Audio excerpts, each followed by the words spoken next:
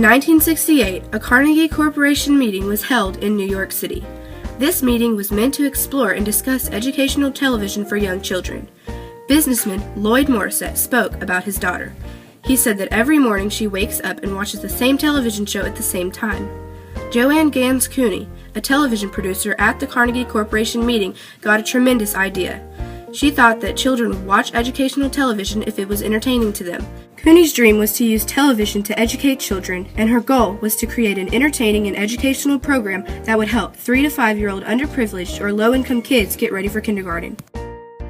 Soon after, Morissette and Cooney exchanged their ideas for a better learning environment through television. They created the Children's Television Workshop, which was later changed to Sesame Workshop. This non-profit production company was made to create the children's show Sesame Street, but they have also made other shows such as 3-2-1 Contact, Square One, Crow, Ghost Rider, Big Bag, Dragon Tales, Electric Company, and many other educational titles. The first episode of Sesame Street aired on November 10, 1969 by the Children's Television Workshop, mixing human actors with Jim Henson's Muppets. Jim Henson was an American filmmaker, screenwriter, and inventor known for his creation of the felt puppets called the Muppets and his puppets on Sesame Street. The first episode was a tremendous hit, making Sesame Street the best children's television show at the time. When Sesame Street first came out, there weren't as many puppets as there are today. The first episode introduced 6 Muppets: Big Bird, Oscar the Grouch, Bert, Ernie, Mr. Snuffleupagus, and Kermit the Frog. Cookie Monster was introduced later on in Season 1. Elmo made his debut as a baby monster in 1981, then became the lead Muppet of Sesame Street on November 18, 1985. Other leading characters were created later on. With the mix of fun and learning, children watch this show daily, and they actually want to learn. Not only has Sesame Street taught young children about education, it has also explored teaching children about friendship, acceptance, self-love, dealing with feelings, empathy, and death. For example, on December 7, 1982, Will Lee, who played the storekeeper, Mr. Hooper, died of a heart attack. Sesame Street producers decided to make an episode about his death instead of replacing him with another actor. This episode taught children about how to deal with death. Sesame Street also made a special episode on January 4th, 2002 about 9/11. The characters didn't bluntly state anything about 9/11, but the episode taught kids what to do during an emergency and how you should always tell an adult about the emergency. The Children's Television Workshop was created only months after the shock of Martin Luther King Jr.'s assassination.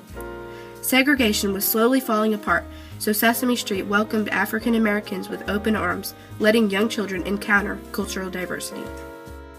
The lead character on Sesame Street, Gordon, played by Matt Robinson, was African American. Sesame Street's first celebrity guest star was James Earl Jones.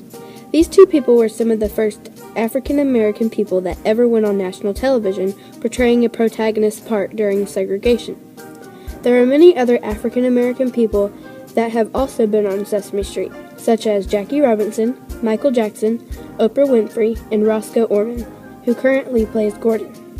Oscar the Grouch is even part of this movement. His fur color was orange in Season 1, and now it is green, representing cultural diversity. Kids realize that not everybody looks just like them, and that yet we can all live in this world together.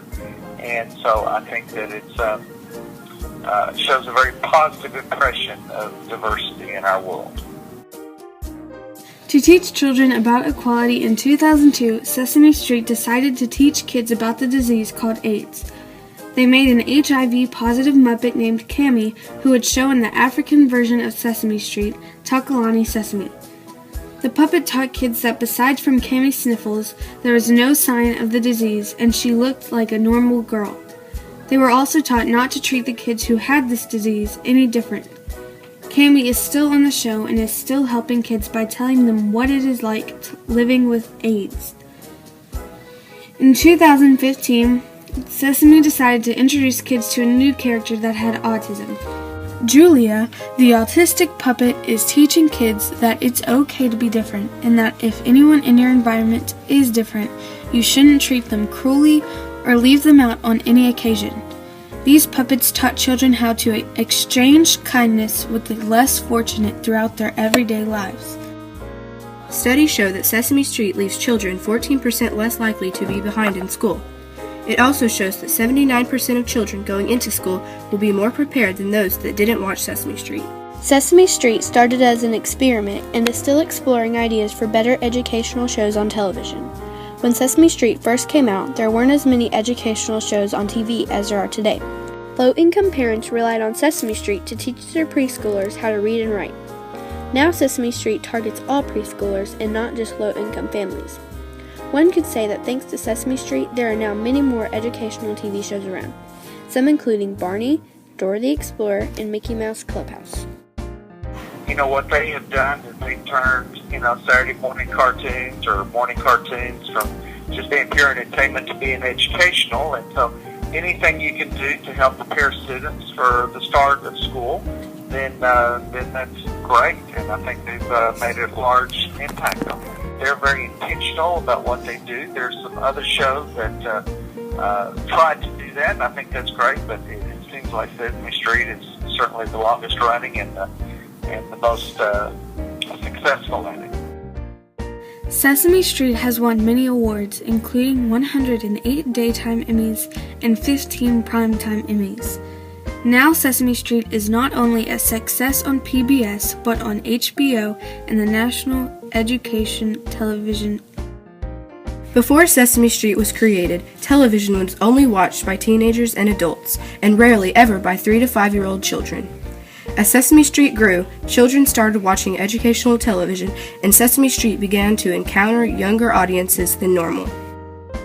Focusing on children's financial struggles with education, Sesame Street exchanged education and life lessons to children through television, no matter their beliefs, ethnicity, or home life. Sesame Street was, and still is, changing lives from one street to another. Abby, you want to teach me how to count? Cookie Monster? The little monster. Because he's silly. Because it's big and yellow. Emma. I like Sesame Street. I love Sesame Street. I love Sesame Street.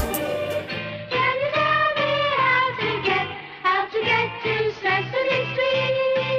How to get to Sesame Street? How to get to Sesame Street? This show was brought to you by the letter E and the number 3.